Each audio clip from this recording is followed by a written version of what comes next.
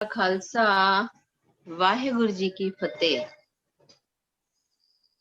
हुने शब्द पढ़ा गया, मैं मूरख की केतक बात है, कोट पराधी तरिया रे।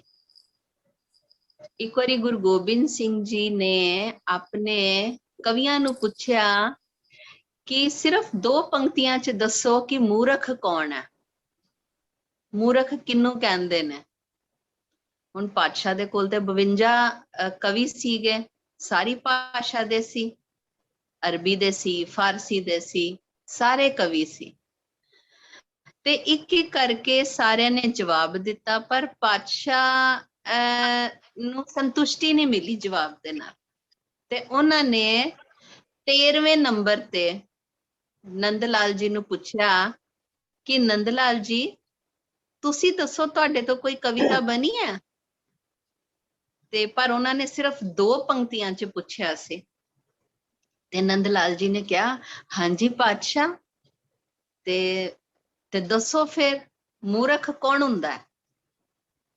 ते नंद लाल जी ने जवाब दिता, फारसी दे विच उन्होंने पढ़िया, दो पंक्तियां पढ़िया जिन्हां दा भाव सी कि चाहे कोई बादशाह है, चाहे कोई किन्ना भी धनवान है, या कोई किन्ना भी गरीब है, जिस दे मन दे विच प्रभु वास्ते प्रेम नहीं, ओ महामूर्ख है। ते पातशाह ने ये सुन के नंद लाल जी नू अपने सीने नाल लगा लिया, बहुत प्यार किया, क्योंकि मनुख ते इन्ना वड्डा मूर्ख है कि जिस नाम दे विच सारे सुख ने, जिस नाम दे विच सारे सुख वास्ते ने, जिदा प्रभु दे सिमरन दे करन च सारे सुखां दी प्राप्ति हुंदी है, मनुख ओनू कदी चेते ही नहीं रखदा, ओदा कदी चिंतन ही नहीं करता, इसलिए मनुख हमेशा दुखी रहंदा है। बाणी च लिखिया होया है, सगल सृष्ट का राजा दुखिया, कि किन्ने भी सुख होण, हुण राजा कौन हुंदा? जिन्नू कि हर एक चीज ओदे वस च हुंदी है, हर एक चीज ओ मुंह तो बोले ओदे सामने हाजिर हुंदी है, कि ओदे जिन्नियां भी ओदियां संसारिक चीजां हुंदियां, जां जिन्ने भी ओनू तन दे सुख मिलने होण, ओदे कोल सारियां चीजां हुंदियां, पर फिर भी ओ दुखी हुंदा है। सगल सृष्ट का राजा दुखिया, ते ओनू फिर सुख किस तरह मिलता है? हर का नाम जपत हुए सुखिया, कि वाहेगुरु दे नाम दे विच ही सारे सुखां दी प्राप्ति है। ते ਅਸੀਂ ਤੇ ਸੋਚਦੇ ਹਾਂ ਸਾਨੂੰ ਇੱਥੋਂ ਦੀਆਂ ਸਾਨੂੰ ਸੰਸਾਰ ਦੀਆਂ ਲੋੜਾਂ ਸਾਡੀਆਂ ਪੂਰਨ ਹੋ ਜਾਣ, ਸਾਡੀ ਪੂਰਤੀ ਹੋ ਜਾਏ ਤੇ ਸਾਨੂੰ ਸੁੱਖਾਂ ਦੀ ਪ੍ਰਾਪਤੀ ਹੈ। ਪਰ ਉਹ ਬੇਸ਼ੱਕ ਤਨ ਦਾ ਸੁੱਖ ਹੋ ਸਕਦਾ ਹੈ, ਪਰ ਮਨ ਦਾ ਜੋ ਸੁੱਖ ਤੋਂ, ਜੋ ਮਨ ਦਾ ਸੁੱਖ ਹੁੰਦਾ ਹੈ, ਜੋ ਮਨ ਦਾ ਆਨੰਦ ਹੁੰਦਾ ਹੈ, ਇਹ ਤਨ ਦਾ ਸੁੱਖ ਤੇ ਹੁੰਦਾ ਸੰਸਾਰਿਕ ਚੀਜ਼ਾਂ ਦੇ ਨਾਲ, ਸਾਡੀਆਂ ਲੋੜਾਂ ਦੇ ਨਾਲ। ਇਹ ਜੋ ਸਾਡੀਆਂ ਚੀਜ਼ਾਂ ਸਾਨੂੰ ਪ੍ਰਾਪਤੀ ਹੁੰਦੀ ਹੈ, ਆਪਣੀ ਲੋੜ ਦੇ ਅਨੁਸਾਰ ਜੋ ਆਪਣੀ ਚੀਜ਼ਾਂ ਪ੍ਰਾਪਤ ਕਰਦੇ ਹਾਂ, ਪਰ ਜਿਹੜੇ ਮਨ ਦਾ ਸੰਤੋਖ ਹੈ, ਮਨ ਦਾ ਜਿਹੜਾ ਆਨੰਦ ਹੈ, ਉਹ ਤੇ ਸਿਰਫ ਔਰ ਸਿਰਫ ਪ੍ਰਭੂ ਦੇ ਚਰਣੀ ਪਿਆ ਹੀ, ਉਹਦਾ ਨਾਮ ਸਿਮਰਨ ਕਰਦਿਆਂ ਹੀ, ਉਹਦੇ ਚਰਨਾਂ ਦੇ ਵਿੱਚ ਹੀ ਸੁਖ ਪ੍ਰਾਪਤੀ ਹੁੰਦੀ ਹੈ। ਅੱਜ ਦਾ ਸ਼ਬਦ ਹੈ ਰਵਿਦਾਸ ਜੀ ਦਾ ਸ਼ਬਦ ਹੈ, ਦੁਖੀਆ ਦਰਦ ਵੰਦ ਦਰ ਆਇਆ। ਦੁਖੀਆ, ਹੁਣ ਦੁੱਖ ਕੀ ਹੁੰਦਾ ਹੈ? ਦੁੱਖ ਹਰ ਇੱਕ ਨੂੰ, ਸੰਸਾਰ ਦੇ ਜਿੰਨੇ ਵੀ ਮਨੁੱਖ ਨੇ, ਸਭ ਨੂੰ ਦੁੱਖ ਹੈ। ਕਿਸੇ ਨੂੰ ਦੁੱਖ ਹੈ ਮੇਰੇ ਕੋਲ ਜੌਬ ਨਹੀਂ ਹੈ, ਕਿਸੇ ਨੂੰ ਦੁੱਖ ਹੈ ਮੇਰੇ ਕੋ ਘਰ ਨਹੀਂ ਹੈ, ਕਿਸੇ ਨੂੰ ਦੁੱਖ ਹੈ ਕਿ ਮੈਨੂੰ ਇਹਦੇ ਤੋਂ ਸੁੱਖ ਨਹੀਂ ਹੈ, ਕਿਸੇ ਨੂੰ ਦੁੱਖ ਹੈ ਕਿ ਮੈਨੂੰ ਇਹ ਸੰਸਾਰਿਕ ਚੀਜ਼ਾਂ ਦੀ ਲੋੜਾਂ ਦੀ ਪੂਰਤੀ। ਔਰ ਦੁੱਖ ਕੀ ਹੁੰਦਾ ਹੈ? ਦੁੱਖ ਦੀ ਅਗਰ ਅਸੀਂ ਡੈਫੀਨੇਸ਼ਨ ਲਈਏ ਕਿ ਦੁੱਖ ਕੀ ਹੁੰਦਾ ਹੈ, ਦੁੱਖ ਹੁੰਦਾ ਹੈ ਕਿ ਜੋ ਸਾਡੇ ਮਨ ਦੇ ਅਨੁਸਾਰ ਨਾ ਹੋਵੇ, ਜੋ ਅਸੀਂ ਚਾਹੀਏ ਨਾ ਹੋਏ, ਉਹ ਦੁੱਖ ਹੁੰਦਾ ਹੈ। ਸਾਡੇ ਕੋਲ ਛੋਟੀ ਚੀਜ਼ ਹੈ ਪਰ ਤਾਂ ਵੀ ਸਾਨੂੰ ਦੁੱਖ ਹੈ, ਕਿਉਂਕਿ ਸਾਨੂੰ ਇਸ ਤੋਂ ਵੱਡੀ ਚੀਜ਼ ਚਾਹੀਦੀ ਹੈ। ਦੁੱਖ ਹਰ ਇੱਕ ਨੂੰ ਹੈ। ਜੋ ਵਾਹਿਗੁਰੂ ਦਾ ਨਾਮ ਸਿਮਰਨ ਕਰਦਾ ਹੈ, ਜੋ ਭਗਤ ਹੈ, ਇੱਕ ਦਿਲ ਦੇ, ਇੱਕ ਮਨ ਦੇ ਇੱਕ ਕੋਨੇ 'ਚ ਦੁੱਖ ਉਹਨੂੰ ਵੀ ਹੈ ਕਿ ਉਹਨੂੰ ਪ੍ਰਭੂ ਦੀ ਪ੍ਰਾਪਤੀ ਕਦੋਂ ਹੋਏਗੀ। ਇਹ ਵੀ ਉਹਦੇ ਮਨ 'ਚ, ਇਸ ਲਈ ਹਰੇਕ ਨੂੰ ਆਪਣੀ ਆਪਣੀ ਜਗ੍ਹਾ ਤੇ ਦੁੱਖ ਹੈ। ਦੁਖੀਆ ਦਰਦ ਵੰਦ ਦਰ ਆਇਆ। ਤੇ ਰਵਿਦਾਸ ਜੀ ਦਾ ਜਨਮ ਕਾਸ਼ੀ 'ਚ ਹੋਇਆ ਸੀ। ਤੇ ਉਹਨਾਂ ਦੇ ਪਿਤਾ ਜੀ ਸੀ ਰਘੂ, ਔਰ ਉਸ ਟਾਈਮ ਤੇ ਜਾਤੀ ਦੇ ਵੰਡ ਵਰਨ ਬੜੇ ਹੁੰਦੇ ਸੀ, ਤੇ ਜਾਤੀ ਤੋਂ ਦੁਨੀਆ ਨੇ ਉਹਨਾਂ ਨੂੰ ਚਮਾਰ ਜਾਤੀ ਦਾ ਉਹਨਾਂ ਨੂੰ ਨਾਮ ਦਿੱਤਾ। ਚਮੜੇ ਦਾ ਕੰਮ ਕਰਦੇ ਸੀ ਉਹਨਾਂ ਦੇ ਪਿਤਾ ਜੀ ਰਘੂ। ਜੋ ਉਹਨਾਂ ਦੀ ਮਾਤਾ ਸੀ ਤੁਰਬਿਨੀਆ, ਬਹੁਤ ਹੀ ਨੇਕ ਇਸਤਰੀ ਸੀ, ਮਿਹਨਤੀ ਸੀ, ਔਰ ਉਹ ਪ੍ਰਭੂ ਦਾ ਉਹਨਾਂ ਨੂੰ ਬਹੁਤ ਉਹਨਾਂ ਨੂੰ ਆਸਰਾ ਸੀ ਪ੍ਰਭੂ ਦੇ, ਉਹਨਾਂ ਨੂੰ ਸ਼ਰਧਾ ਬੜੀ ਸੀ ਪ੍ਰਭੂ ਦੇ ਵਿੱਚ। ਤੇ ਉਸ ਟਾਈਮ ਦੇ ਵਿੱਚ ਕਾਸ਼ੀ ਦੇ ਵਿੱਚ ਰਾਮਾਨੰਦ ਜੀ ਦਾ, ਸਵਾਮੀ ਰਾਮਾਨੰਦ ਜੀ ਦਾ ਬਹੁਤ ਸਤਿਕਾਰ ਸੀ, ਤੇ ਉਹਨਾਂ ਨੂੰ ਗਰੀਬਾਂ ਦਾ ਗੁਰੂ ਕਹਿੰਦੇ ਸੀ, ਕਿਉਂਕਿ ਉਹਨਾਂ ਨੇ ਗਰੀਬਾਂ ਦੇ ਮਹੱਲੇ 'ਚ ਚਲੇ ਜਾਣਾ, ਉਹਨਾਂ ਦੇ ਦੁੱਖ ਸੁੱਖ ਉਹਨਾਂ ਨੂੰ ਪੁੱਛਣੇ, ਔਰ ਉਹਨਾਂ ਨੂੰ ਰਾਮ ਦੇ ਨਾਮ ਦੇ ਨਾਲ ਜੋੜਦੇ ਹੁੰਦੇ ਸੀ। ਰਾਮ ਦੇ ਸਿਮਰਨ ਦੇ ਨਾਲ ਉਹ ਦੁਖੀਆਂ ਨੂੰ, ਲੋੜਾਂਵੰਦਾਂ ਨੂੰ, ਜਿਨ੍ਹਾਂ ਨੇ ਵੀ ਉਹਨਾਂ ਤੋਂ ਕੁਝ ਪੁੱਛਣਾ, ਉਹ ਹਰ ਇੱਕ ਨੂੰ ਕੋਸ਼ਿਸ਼ ਕਰਦੇ ਸੀ ਕਿ ਉਹਨਾਂ ਨੂੰ ਪ੍ਰਭੂ ਦੇ ਨਾਲ ਜੋੜਨ। ਤੇ ਰਵਿਦਾਸ ਜੀ ਦਾ ਜਨਮ ਕਾਸ਼ੀ 'ਚ ਹੋਇਆ, ਔਰ ਹਾਲੀ ਜਨਮ ਨੂੰ 5 ਦਿਨ ਹੀ ਹੋਏ ਸੀ ਕਿ ਬਹੁਤ ਰੋਂਦੇ ਸੀ। ਜਨਮ ਤੋਂ ਹੀ ਉਹਨਾਂ ਨੇ ਦੁੱਧ ਨਾ ਪੀਤਾ, ਔਰ ਰੋਈ ਜਾਣ, ਰੋਈ ਜਾਣ, ਰੋਈ ਜਾਣ। ਉਹਨਾਂ ਦਾ ਰੋਣਾ ਦੇਖ ਕੇ, ਬੱਚੇ ਦਾ ਰੋਣਾ ਦੇਖ ਕੇ ਨੈਚੁਰਲ ਹੈ, ਮਾਂ ਨੂੰ ਬਹੁਤ ਦੁੱਖ ਹੁੰਦਾ ਹੈ, ਮਾਂ ਨੇ ਬੜਾ ਦੁਖੀ ਹੋਣਾ। ਔਰ ਮਾਂ ਨੇ ਰਘੂ ਜੀ ਨੂੰ ਕਿਹਾ ਕਿ ਬਾਲਕ ਬਹੁਤ ਰੋਂਦਾ ਹੈ, ਦੁੱਧ ਵੀ ਨਹੀਂ ਪੀਂਦਾ ਹੈ, ਇਸ ਤਰ੍ਹਾਂ ਜਾਪਦਾ ਹੈ ਕਿ ਇਹਨੂੰ ਇਸ ਦੁਨੀਆ 'ਚ ਆਣਾ, ਇਹਨੂੰ ਚੰਗਾ ਨਹੀਂ ਲੱਗਿਆ। ਇਹਨੂੰ ਇਸ ਤਰ੍ਹਾਂ ਲੱਗਦਾ ਹੈ ਕਿ ਇਹ ਬੱਚਾ ਰੋਂਦਾ ਹੈ ਕਿ ਇਹ ਸਾਡੇ ਵਰਗੇ ਗਰੀਬਾਂ ਦੇ ਘਰ, ਨੀਵਾਂ ਕੰਮ ਕਰਨ ਵਾਲਿਆਂ ਦੇ ਘਰ, ਨੀਵੀਂ ਜਾਤ ਦੇ ਵਿੱਚ ਇਹ ਪੈਦਾ ਹੋਇਆ ਹੈ, ਤੇ ਇਸ ਕਰਕੇ ਬਾਲਕ ਰੋਂਦਾ ਹੈ। ਮਨ 'ਚ ਤੇ ਬੜੀਆਂ ਸ਼ੰਕਾਵਾਂ ਆਉਂਦੀਆਂ ਨੇ। ਤੇ ਤੁਸੀਂ ਜਾਓ, ਕਿਸੇ ਨੂੰ ਪੁੱਛੋ ਕਿ ਬਾਲਕ ਦੁੱਧ ਕਿਉਂ ਨਹੀਂ ਪੀਂਦਾ, ਜਦੋਂ ਦਾ ਹੋਇਆ ਹੈ ਰੋਈ ਜਾਂਦਾ ਹੈ, ਰੋਈ ਜਾਂਦਾ ਹੈ, ਔਰ ਇਹ ਦੁੱਧ ਨਹੀਂ ਪੀਂਦਾ। ਤੇ ਉਹ ਮਾਂ ਦੀ ਅਵਸਥਾ ਦੇਖ ਕੇ ਹੁਣ ਪਿਤਾ ਦਾ ਵੀ ਦਿਲ ਪਸੀਜਦਾ ਹੈ, ਬੱਚਾ ਰੋਏ ਤੇ ਉਹ ਕਹਿੰਦੇ ਨੇ ਠੀਕ ਹੈ। ਘਰੋਂ ਬਾਹਰ ਜਾਂਦੇ ਨੇ, ਤੇ ਜਿਸ ਤਰ੍ਹਾਂ ਹੀ ਥੋੜੀ ਦੂਰ ਜਾਂਦੇ ਨੇ, ਤੇ ਅੱਗੋਂ ਦੀ ਉਹਨਾਂ ਨੂੰ ਸਵਾਮੀ ਰਾਮਾਨੰਦ ਜੀ ਆਂਦੇ ਹੋਏ ਦਿਖ ਜਾਂਦੇ ਨੇ। ਤੇ ਜਾਂਦੇ, ਜਦੋਂ ਉਹਨਾਂ ਨੂੰ ਅੱਗੇ ਹੋ ਕੇ ਮਿਲਦੇ ਨੇ, ਅੱਗੇ ਹੋ ਕੇ ਉਹਨਾਂ ਨੂੰ ਮੱਥਾ ਟੇਕਦੇ ਨੇ, ਸਤਿਕਾਰ ਕਰਦੇ ਨੇ, ਤੇ ਉਹਨਾਂ ਨੂੰ ਤੇ ਅੱਗੋਂ ਸਵਾਮੀ ਜੀ ਪੁੱਛਦੇ ਨੇ, ਭਗਤਾ ਕੀ ਗੱਲ ਹੈ? ਤੇ ਹੱਥ ਜੋੜ ਕੇ ਕਹਿੰਦੇ ਆ, ਸਵਾਮੀ ਜੀ ਆਪ ਜੀ ਦੀ ਕਿਰਪਾ ਹੈ, ਆਪ ਜੀ ਦੀ ਕਿਰਪਾ ਦੇ ਵਿੱਚ ਸੁਖੀ ਵਸੀਦਾ, ਪਰ ਇੱਕ ਬੇਨਤੀ ਹੈ। ਕੀ ਬੇਨਤੀ ਹੈ? ਗੁਰੂ ਜੀ, ਸਵਾਮੀ ਜੀ, ਘਰ 'ਚ ਬਾਲਕ ਨੇ ਜਨਮ ਲਿੱਤਾ ਹੈ, ਪਰ ਜਦੋਂ ਤੋਂ ਜਨਮ ਲਿੱਤਾ ਹੈ ਬਾਲਕ ਰੋਈ ਜਾਂਦਾ ਹੈ। ਨਾਮ ਅਸੀਂ ਰੱਖਿਆ ਹੈ ਰਵਿਦਾਸ, ਰੋਈ ਜਾਂਦਾ ਹੈ ਔਰ ਦੁੱਧ ਨਹੀਂ ਪੀਂਦਾ ਹੈ। ਤੇ ਤੁਸੀਂ ਚੱਲੋ, ਬੱਚੇ ਨੂੰ, ਤੁਸੀਂ ਬਾਲਕ ਨੂੰ ਦੇਖੋ, ਉਹਦੇ ਤੇ ਕਿਰਪਾ ਕਰੋ। ਤੇ ਸਵਾਮੀ ਜੀ ਉਹਨਾਂ ਦੇ ਨਾਲ ਤੁਰ ਪੈਂਦੇ ਨੇ, ਉਹਨਾਂ ਦੇ ਪਿੱਛੇ ਪਿੱਛੇ ਆਂਦੇ ਨੇ, ਘਰ 'ਚ ਆਂਦੇ ਨੇ, ਤੇ ਆ ਕੇ ਵਿਹੜੇ 'ਚ ਖੜੇ ਹੋ ਜਾਂਦੇ ਨੇ। ਤੇ ਪਿਤਾ ਅੰਦਰ ਜਾਂਦੇ ਨੇ ਤੇ ਬਾਲਕ ਨੂੰ ਗੋਦ ਵਿੱਚ ਲੈ ਕੇ ਆਂਦੇ ਨੇ। ਤੇ ਜਦੋਂ ਸਵਾਮੀ ਜੀ ਆ ਕੇ ਉਹਨਾਂ ਦੇ ਸਵਾਮੀ ਜੀ ਦੇ ਅੱਗੇ ਬੱਚੇ ਨੂੰ ਲੈ ਆਉਂਦੇ ਨੇ, ਬਾਲਕ ਨੂੰ ਲੈ ਆਉਂਦੇ ਨੇ, ਤੇ ਰਾਮਾਨੰਦ ਜੀ ਬਾਲਕ ਨੂੰ ਬੜੇ ਪਿਆਰ ਦੇ ਨਾਲ, ਬੜੀ ਪ੍ਰੇਮ ਭਰੀ ਦ੍ਰਿਸ਼ਟੀ ਨਾਲ ਦੇਖਦੇ ਨੇ ਔਰ ਬਾਲਕ ਦੇ ਸਿਰ ਤੇ ਹੱਥ ਰੱਖਦੇ ਨੇ ਔਰ ਬਚਨ ਕਰਦੇ ਨੇ, हे ਬਾਲਕ, ਰੋਈਦਾ ਨਹੀਂ ਹੁੰਦਾ, ਇਹ ਤੇਰੇ ਪੂਰਬਲੇ ਜਨਮ ਦਾ ਫਲ ਹੈ, ਜਿਸ ਕਰਕੇ ਤੂੰ ਆਇਆ ਹੈ।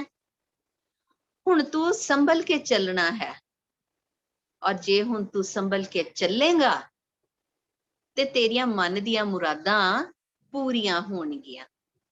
ਔਰ ਇਹ ਕਹਿ ਕੇ ਉਹ ਰਾਮ ਰਾਮ ਰਾਮ ਦਾ ਸਿਮਰਨ ਕਰਦੇ ਨੇ, ਔਰ ਉਹ ਜਿਸ ਤਰ੍ਹਾਂ ਹੀ ਸਿਮਰਨ ਕਰਦੇ ਨੇ, ਬਾਲਕ ਦੇ ਨਾਲ ਬਚਨ ਕਰਦੇ ਨੇ, ਤੇ ਬਾਲਕ ਇੱਕਦਮ ਸ਼ਾਂਤ ਹੋ ਜਾਂਦਾ ਹੈ, ਚੁੱਪ ਹੋ ਜਾਂਦਾ ਹੈ ਔਰ ਸਵਾਮੀ ਜੀ ਦੇ ਵੱਲ ਦੇਖ ਕੇ ਬਾਲਕ ਮੁਸਕਰਾਉਂਦਾ ਹੈ।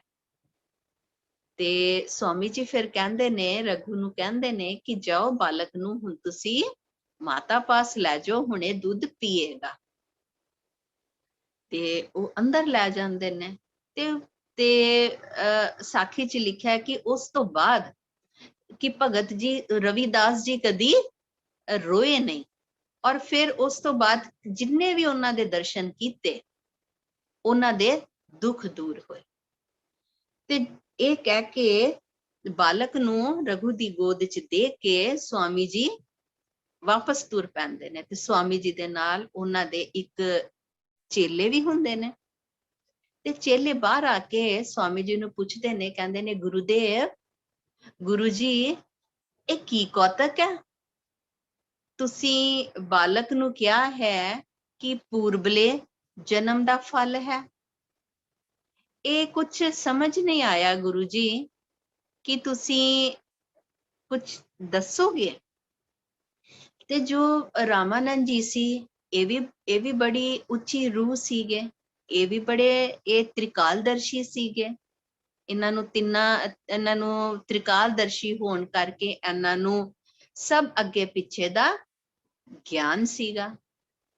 ਤੇ ਇਹਨਾਂ ਨੇ ਦੱਸਿਆ ਆਪਣੇ ਚੇਲੇ ਨੂੰ, ਔਰ ਜੋ ਗੁਰੂ ਹੁੰਦੇ ਨੇ, ਜੋ ਸੱਚੇ ਗੁਰੂ ਹੁੰਦੇ ਨੇ, ਉਹ ਆਪਣੇ ਚੇਲੇ ਨੂੰ ਜਾਂ ਆਪਣੇ ਸ਼ਿਸ਼ ਨੂੰ ਕਿਸੇ ਵੀ ਸ਼ੰਕਾ ਦੇ ਵਿੱਚ ਨਹੀਂ ਰੱਖਦੇ।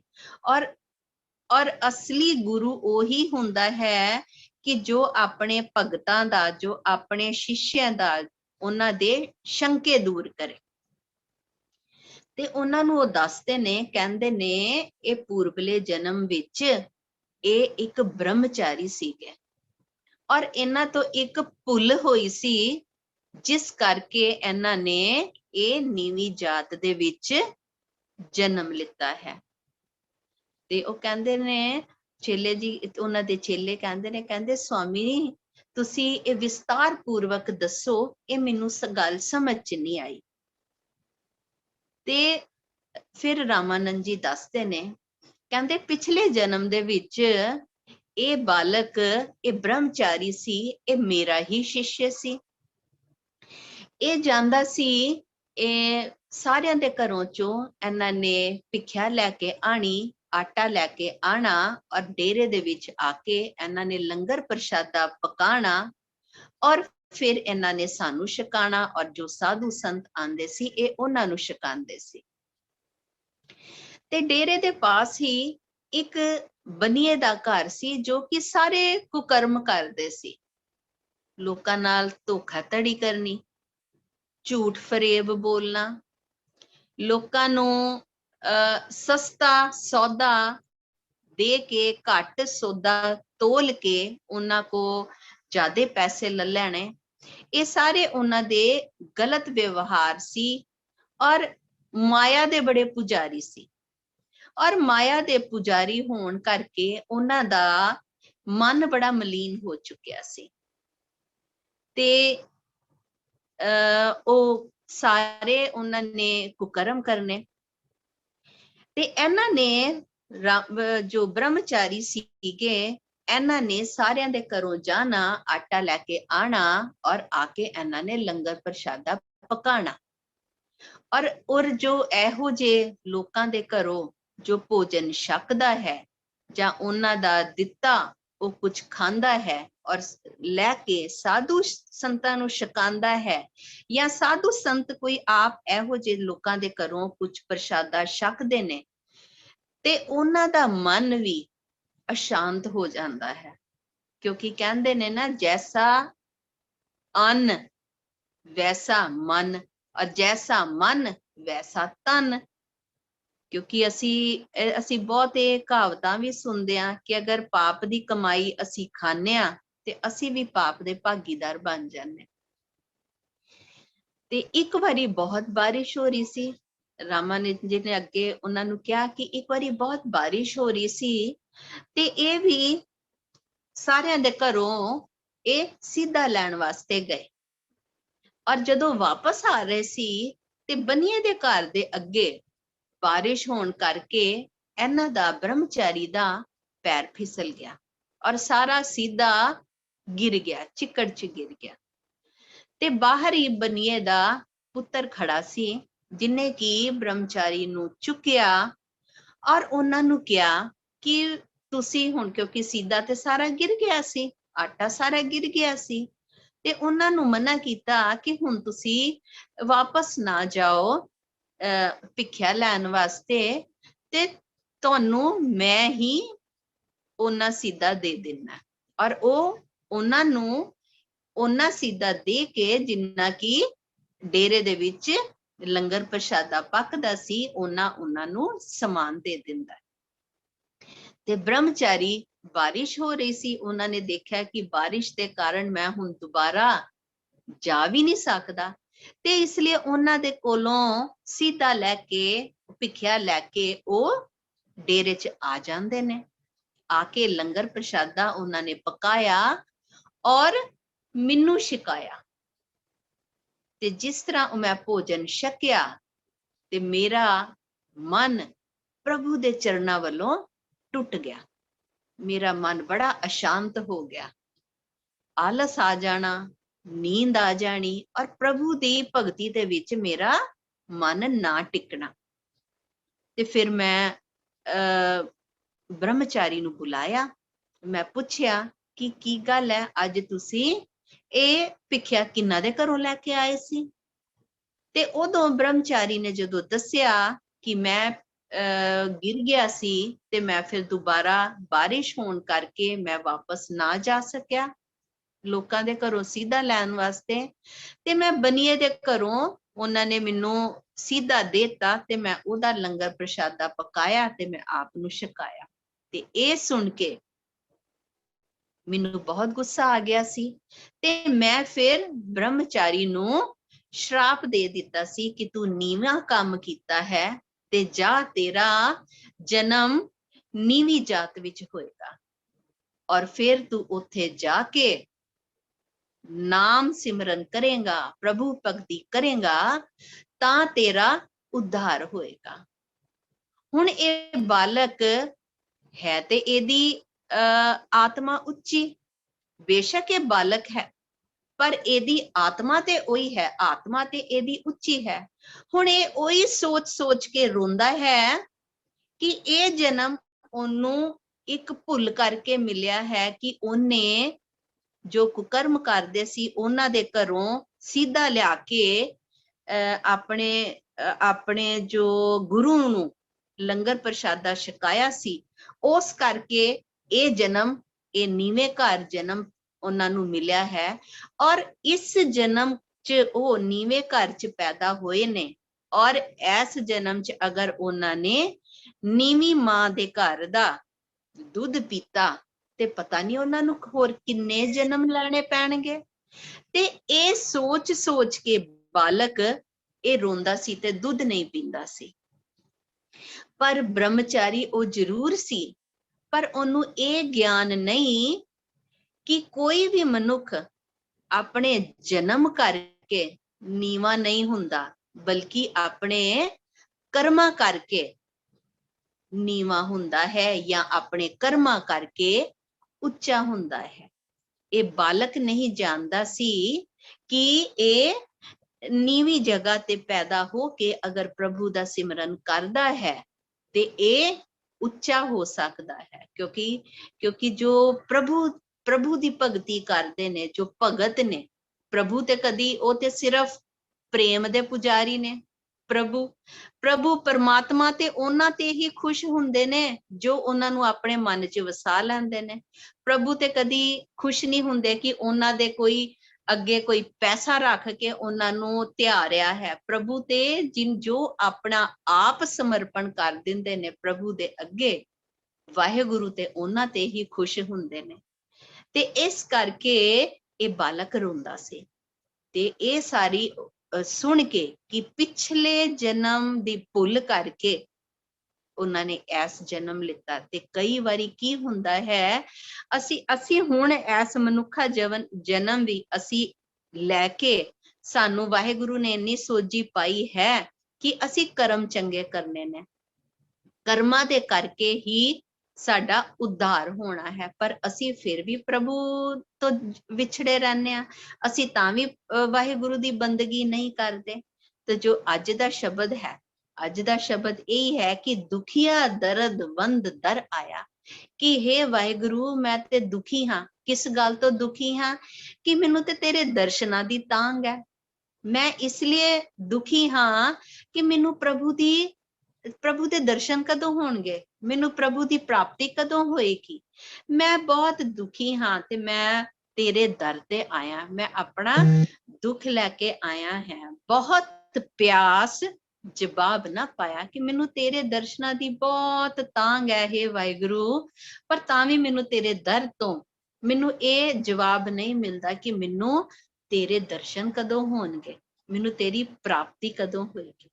ਤੇ ਜਦੋਂ ਰਵਿਦਾਸ ਜੀ ਕਿਸ਼ੋਰਾ ਅਵਸਥਾ 'ਚ ਪਹੁੰਚੇ, ਜਦੋਂ ਉਹਨਾਂ ਨੂੰ ਆਪਣੇ ਆਪ ਦੀ ਸੁੱਧ ਆਈ, ਵੈਸੇ ਤੇ ਉਹ ਬਚਪਨ ਤੋਂ ਹੀ, ਕਿਉਂਕਿ ਆਤਮਾ ਤੇ ਉਹੀ ਸੀ, ਤੇ ਉਹ ਚੁੱਪ ਰਹਿੰਦੇ ਹੁੰਦੇ ਸੀ, ਇਕਾਂਤ 'ਚ ਰਹਿੰਦੇ ਸੀ। ਬੇਸ਼ੱਕ ਉਹ ਆਪਣੇ ਪਿਤਾ ਦੇ ਨਾਲ ਉਹਨਾਂ ਦੇ ਕੰਮ 'ਚ ਹੱਥ ਵਟਾਉਂਦੇ ਸੀ, ਬੇਸ਼ੱਕ ਉਹ ਮਾਤਾ ਦਾ ਹਰ ਇੱਕ ਆਦਰ ਪਾਲਨ ਕਰਦੇ ਸੀ, ਪਰ ਉਹ ਹਮੇਸ਼ਾ ਇਕੱਲੇ, ਉਹਨਾਂ ਨੂੰ ਵਿਰਾਗ, ਉਹਨਾਂ ਦੀ ਪ੍ਰਵਿਰਤੀ ਸੀਗੀ, ਉਹਨਾਂ ਨਾਲ ਵਿਰਾਗ, ਉਹਨਾਂ ਦਾ ਸੁਭਾਅ ਸੀਗਾ, ਵਿਰਾਗੀ ਸੁਭਾਅ ਸੀਗਾ। ਉਹਨਾਂ ਨੇ ਪ੍ਰਭੂ ਦੇ ਵਿੱਚ, ਉਹਨਾਂ ਦੀ ਭਗਤੀ 'ਚ, ਵਾਹਿਗੁਰੂ ਦੇ ਨਾਮ ਦੇ ਸਿਮਰਨ ਦੇ ਵਿੱਚ, ਰਾਮ ਨਾਮ ਦੇ ਸਿਮਰਨ ਦੇ ਵਿੱਚ ਉਹ ਆਪਣੇ ਆਪ ਨੂੰ ਜੋੜੀ ਰੱਖਦੇ ਸੀ। ਜਦੋਂ ਵੀ ਉਹਨਾਂ ਨੂੰ ਸਮੇਂ ਮਿਲਣਾ, ਉਹਨਾਂ ਨੇ ਬੰਦਗੀ ਕਰਨੀ, ਔਰ ਜਦੋਂ ਵੀ ਉਹਨਾਂ ਨੂੰ ਸਮੇਂ ਮਿਲਣਾ, ਉਹਨਾਂ ਨੇ ਰਾਮਾਨੰਦ ਜੀ ਦੇ ਡੇਰੇ ਚਲੇ ਜਾਣਾ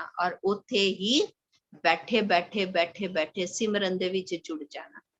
ਤੇ ਇਹ ਜੋ ਦੁੱਖ ਹੈ, ਇਹ ਦੁੱਖ ਕੀ ਹੁੰਦਾ ਹੈ? ਇਹ ਦੁੱਖ ਸਾਡੀ ਮਨ ਦੀ ਅਵਸਥਾ ਹੁੰਦੀ ਹੈ, ਜਿਹਦੇ ਮਨ ਦੇ ਵਿੱਚ ਪ੍ਰਭੂ ਵਸਿਆ ਹੋਏ, ਉਹਨੂੰ ਫਿਰ ਦੁਖੀ ਕਰਨਾ ਬਹੁਤ ਮੁਸ਼ਕਿਲ ਹੁੰਦਾ ਹੈ। ਔਰ ਜਿਹਦੇ ਮਨ ਦੇ ਵਿੱਚ ਪ੍ਰਭੂ ਨਹੀਂ ਵਸਿਆ, ਜਿਹਦੇ ਮਨ ਦੇ ਵਿੱਚ ਵਾਹਿਗੁਰੂ ਵਾਸਤੇ ਪ੍ਰੇਮ ਨਹੀਂ ਹੈ, ਉਹਨੂੰ ਤੇ ਸੁੱਖ ਦੀ, ਜਿੰਨਾ ਮਰਜੀ ਉਹਨਾਂ ਨੂੰ ਸੁੱਖ ਆ ਜਾਏ, ਉਹਨਾਂ ਨੂੰ ਫਿਰ ਸੁੱਖ ਦੀ ਪ੍ਰਾਪਤੀ ਨਹੀਂ। ਇਹ ਤੇ ਮਨ ਦੀ ਅਵਸਥਾ ਹੈ। ਜਿਹੜਾ ਪ੍ਰਭੂ ਦੇ ਚਰਨਾਂ ਨਾਲ ਜੁੜਿਆ ਰਹੇਗਾ, ਉਹਨੂੰ ਵੱਡੇ ਤੋਂ ਵੱਡਾ ਦੁੱਖ ਵੀ ਪ੍ਰਭੂ ਦਾ ਸੁੱਖ ਹੀ ਲੱਗਦਾ ਹੈ। ਤੇ ਅੱਜ ਵਾਲਾ ਸ਼ਬਦ ਸਹਿਕੀ ਸਾਰ ਸੁਹਾਗਨ ਜਾਣੇ, ਇਹਦੇ 'ਚ ਉਹਨਾਂ ਨੇ ਐਗਜ਼ਾਮਪਲ ਦਿੱਤਾ ਹੈ ਪਤੀ ਪਤਨੀ ਦਾ, ਕਿ ਉਹ ਪਤਨੀ ਬੜੀ ਆਪਣੇ ਆਪ ਨੂੰ ਮਹਿਫੂਜ਼ ਸਮਝਦੀ ਹੈ, ਆਪਣੇ ਆਪ ਨੂੰ ਬੜੀ ਪ੍ਰੋਟੈਕਟਿਡ ਫੀਲ ਕਰਦੀ ਹੈ। ਉਹਨੂੰ ਪਤਾ ਹੁੰਦਾ ਕਿ ਉਹਦੇ ਹਸਬੈਂਡ ਦੀ ਕਿੰਨੀ, ਉਹਦੀ ਛਤਰ ਛਾਇਆ 'ਚ ਕਿੰਨਾ ਉਹ ਮਹਿਫੂਜ਼, ਆਪਣੇ ਆਪ ਨੂੰ ਸੇਫ ਫੀਲ ਕਰਦੀ ਹੈ। ਪਰ ਇਹ ਐਗਜ਼ਾਮਪਲ ਦਿੱਤਾ ਹੈ ਇੱਕ ਭਗਤ ਦਾ, ਇੱਕ ਗੁਰਮੁਖ ਦਾ, ਕਿ ਇੱਕ ਗੁਰਮੁਖ ਹੀ ਵਾਹਿਗੁਰੂ ਦੀ ਉਹ ਜਾਣਦਾ ਹੈ ਕਿ ਉਹਦੇ ਨਾਮ ਦੇ ਵਿੱਚ ਕਿੰਨੇ ਸੁੱਖ ਨੇ, ਉਹਦੀ ਛਤਰ ਛਾਇਆ ਦੇ ਵਿੱਚ ਕਿੰਨੇ ਸੁੱਖ ਨੇ।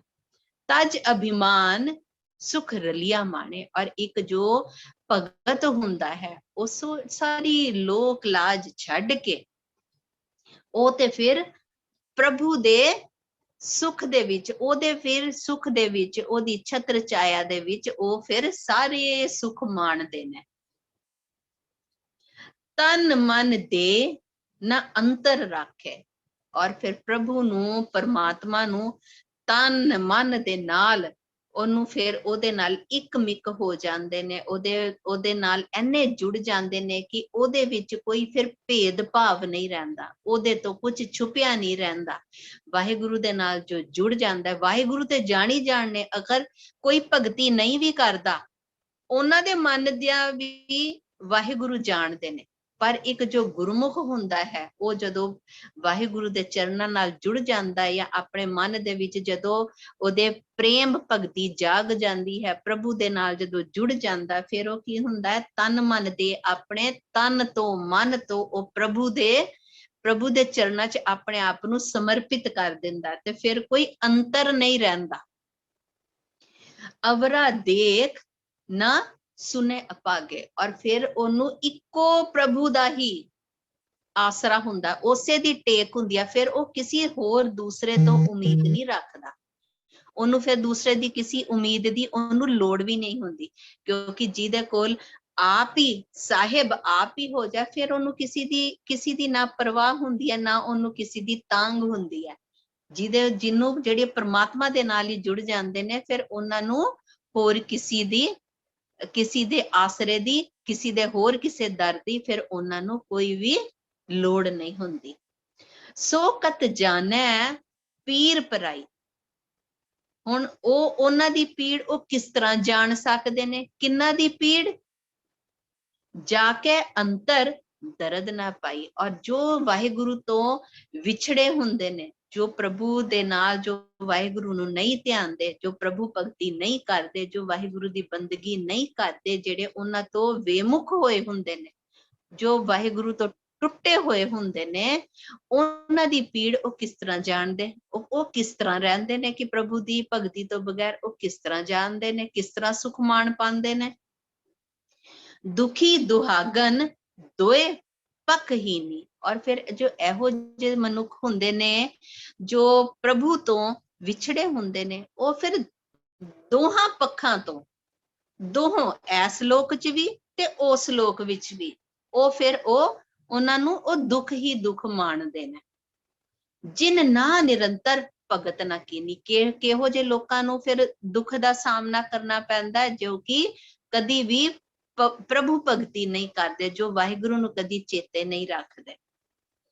ਪੁਰ ਸਲਾਤ ਕਾ ਪੰਥ ਦੁਹੇਲਾ, ਇਹ ਤੇ ਬਾਣੀ 'ਚ ਵੀ ਆਂਦਾ ਹੈ ਕਿ ਇਹ ਜੋ ਪ੍ਰਭੂ ਭਗਤੀ ਦਾ ਮਾਰਗ ਹੈ, ਇਹ ਤੇ ਖੰਨਿਓ ਤਿੱਖੀ ਵਾਲੋਂ ਨਿੱਕੀ, ਐਤ ਮਾਰਗ ਜਾਣਾ। ਇਹ ਤੇ ਮਾਰਗ ਇੰਨਾ ਔਖਾ ਹੈ ਕਿ ਇਹ ਤਲਵਾਰ ਵਰਗੇ, ਇਹ ਮਾਰਗ ਜੋ ਹੈ ਤਲਵਾਰ ਵਰਗਾ ਤਿੱਖਾ ਹੈ, ਔਰ ਵਾਲ ਨਾਲੋਂ ਵੀ ਬਰੀਕ ਹੈ ਕਿ ਇਸ ਮਾਰਗ ਤੇ, ਇਹ ਮਾਰਗ ਭਗਤੀ ਦਾ ਮਾਰਗ ਇੰਨਾ ਔਖਾ ਹੈ ਕਿ ਇਹ ਤਿੱਖਾ ਹੈ ਕਿ ਇਹਦੇ ਤੇ ਚੱਲਣਾ ਮੁਸ਼ਕਿਲ ਹੈ, ਔਰ ਇੰਨਾ ਬਰੀਕ ਹੈ, ਵਾਲ ਜਿੰਨਾ ਬਰੀਕ ਹੈ, ਇੰਨਾ ਔਖਾ ਮਾਰਗ ਹੈ ਕਿ ਇਸ ਮਾਰਗ ਤੇ, ਪਰ ਜੋ ਇਸ ਮਾਰਗ ਤੇ ਤੁਰ ਪੈਂਦੇ ਨੇ, ਇਸ ਮਾਰਗ ਤੇ ਚੱਲ ਪੈਂਦੇ ਨੇ, ਫਿਰ ਉਹਨਾਂ ਨੂੰ ਕਿਸੇ ਹੋਰ ਦੀ ਲੋੜ ਨਹੀਂ ਪੈਂਦੀ। ਪੁਰ ਸਲਾਤ ਕਾ ਪੰਥ ਦੁਹੇਲਾ, ਸੰਗ ਨਾ ਸਾਥੀ ਗਵਨ ਅਕੇਲਾ, ਐਸ ਮਾਰਗ ਤੇ ਫਿਰ ਮਨੁੱਖ ਨੂੰ ਇਕੱਲੇ ਹੀ ਜਾਣਾ ਪੈਂਦਾ ਹੈ। ਐਸ ਭਗਤੀ ਤੇ ਮਾਰਗ ਤੇ, ਜੋ ਇਹੋ ਜਿਹਾ ਮਾਰਗ ਹੈ, ਇਹਦੇ ਤੇ ਕੋਈ ਸਾਥ ਨਹੀਂ ਦਿੰਦਾ। ਔਰ ਇਹ ਸਾਥ ਕੌਣ ਹੁੰਦਾ ਹੈ? ਸਿਰਫ ਪ੍ਰਭੂ ਦੇ ਨਾਮ ਦੀ ਛਾਂ ਹੁੰਦੀ ਹੈ, ਪ੍ਰਭੂ ਦੇ ਨਾਮ ਦਾ ਹੀ ਸਾਥ ਹੁੰਦਾ। ਔਰ ਜਿਹਦੇ ਵੱਲ ਪ੍ਰਭੂ ਆਪ ਹੋ ਜਾਣ, ਜਿਹਦੇ ਤੇ ਮਿਹਰ ਹੋ ਜਾਂਦੀ ਹੈ ਵਾਹਿਗੁਰੂ ਦੀ, ਉਹਦੇ ਵਾਸਤੇ ਤੇ ਫਿਰ ਸਾਰੇ ਰਸਤੇ ਤੈਅ ਕਰਨੇ ਸੌਖੇ ਹੋ ਜਾਂਦੇ ਨੇ। ਬਾਣੀ 'ਚ ਲਿਖਿਆ ਨਾ, ਜੋ ਵਾਹਿਗੁਰੂ ਦਾ ਨਾਮ ਸਿਮਰਨ ਕਰਦਾ, ਉਹਨੂੰ ਤੇ ਪ੍ਰਭੂ ਫਿਰ ਆਪ ਅੱਗੇ, ਜੋ ਵਾਹਿਗੁਰੂ ਨੂੰ ਯਾਦ ਕਰਦੇ ਨੇ, ਉਹਦਾ ਤੇ ਵਾਹਿਗੁਰੂ ਆਪ ਅੱਗੇ ਹੋ ਕੇ ਉਹਨਾਂ ਦਾ ਹੱਥ ਪਕੜਦੇ ਨੇ। ਸਤਿਗੁਰੂ ਕੋਟ ਪੈਂਡਾ ਆਗੇ ਹੋਏ ਲੇਤ ਹੈ, ਤੇ ਵਾਹਿਗੁਰੂ ਉਹਨਾਂ ਨੂੰ ਫਿਰ ਹਰ ਇੱਕ ਜਗ੍ਹਾ ਉਹਨਾਂ ਦੀ ਰੱਖਿਆ ਵੀ ਕਰਦੇ ਨੇ, ਹਰ ਇੱਕ ਜਗ੍ਹਾ ਉਹਨਾਂ ਦੀ ਲਾਜ ਵੀ ਰੱਖਦੇ ਨੇ, ਤੇ ਹਰ ਇੱਕ ਜਗ੍ਹਾ ਉਹਨਾਂ ਦੀ ਆਪਣੇ ਭਗਤਾਂ ਦੀ ਆਪ ਲਾਜ ਰੱਖਦੇ ਨੇ। कह रविदास सरन प्रभ तेरी। रविदास कहता है कि हे वाहिगुरु हुण मैं तेरी शरण दे विच आ गया हां ते हुण मैं तेरी शरण विच आ गया, ज्यों जानो त्यों कर गत मेरी।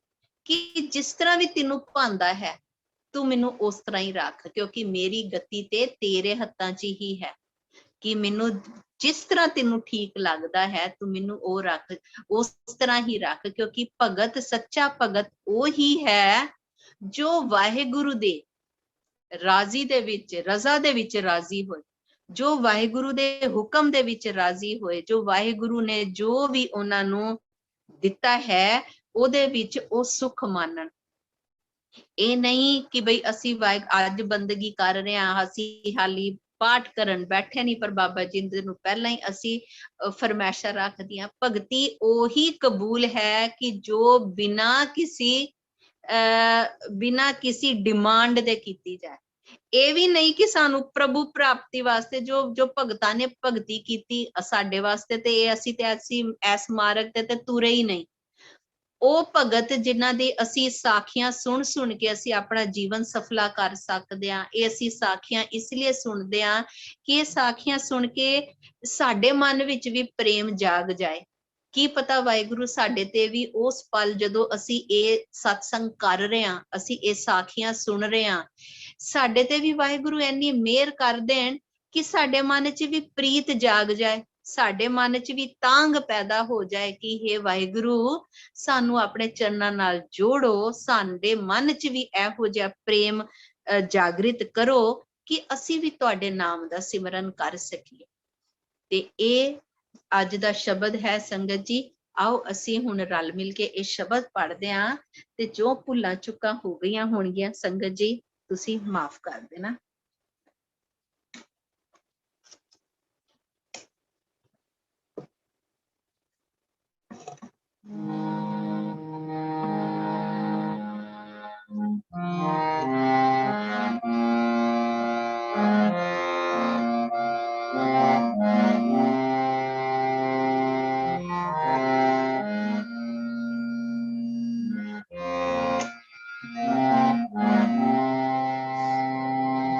दुखिया दर्दवंद तर आया,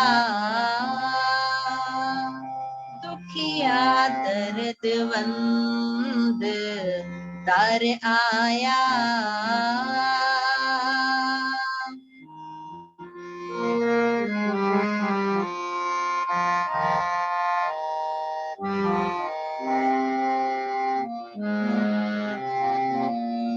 बहुत प्यास जवाब न पा, बहुत प्यास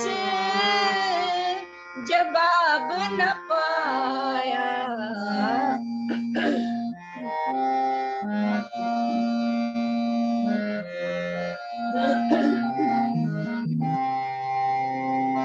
दुखिया दर्दवंद तर आया, दुखिया दर्दवंद।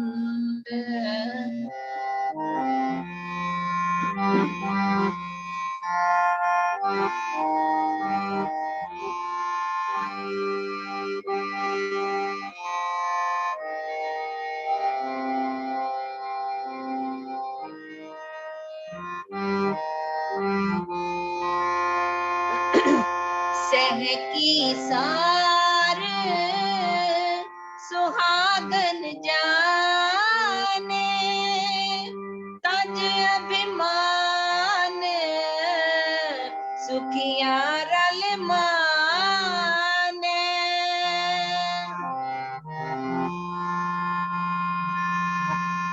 सहकी सार सुहागन जाने, तज अभिमान सुखिया रल माने,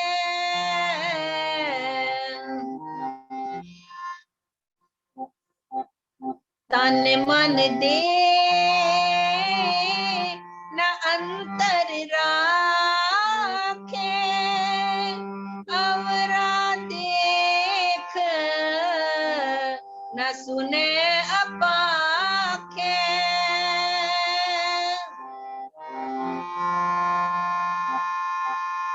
तन मन दे न अंतर राखे, अवरा देख न सुने अपाखे, न सुने अपाखे।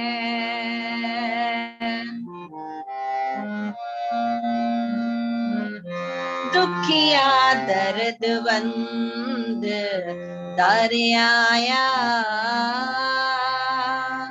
दुखिया दर्दवंद,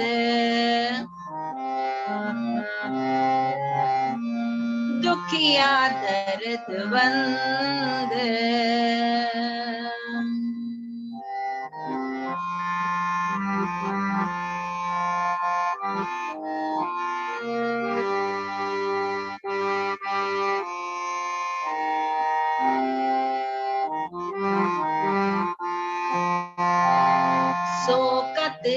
सोकत जाने पीर पराई, जाके अंतर दर्द न पाई।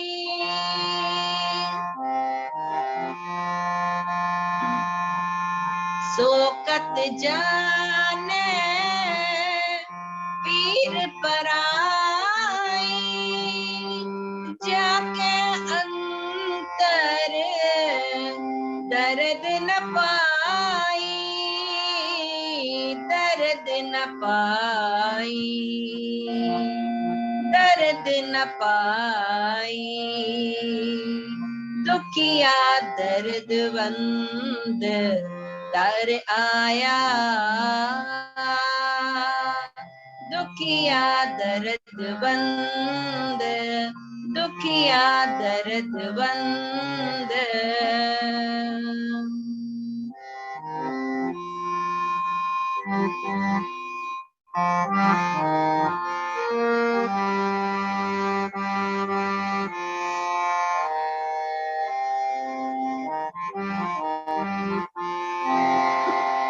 दुखी दुहागन दोए पकहीनी, जिन न निरंतर भगत न कीनी।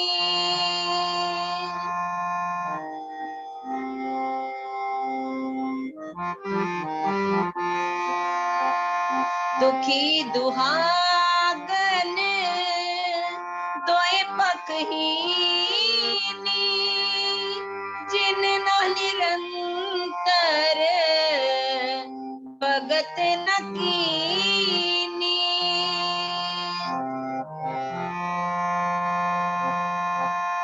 पुरसलात का पंथ दुहेला, संग न साथी गवन अकेला।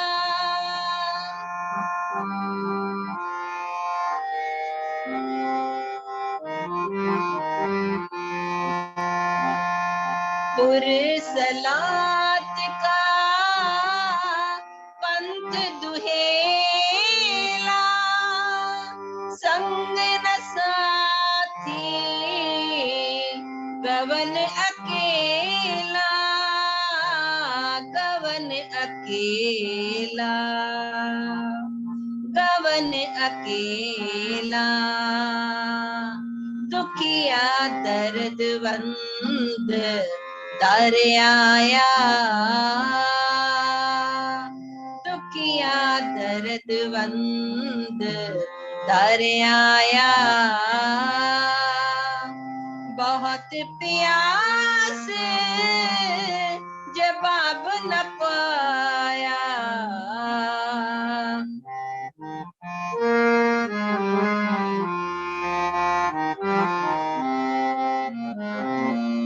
बहुत प्यास जवाब न पाया। दुखिया दर्दवंद दर आया, दुखिया दर्दबंद।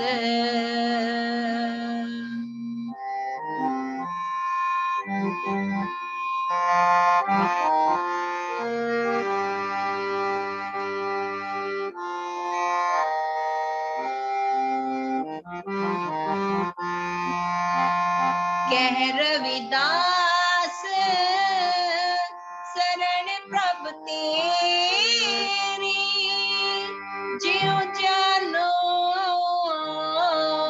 त्यों त्यों कर त्यों कर।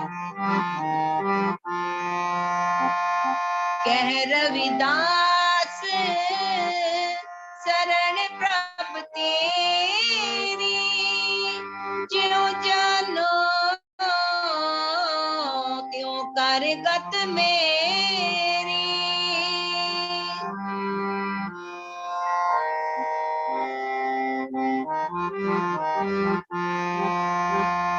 ज्यों जानो त्यों कर गत मेरी, कर गत मेरी, कर गत मेरी। दुखिया दर्दबंद तर आया, दुखिया दर्दबंद तर आया। बहुत प्यास जवाब न पाया,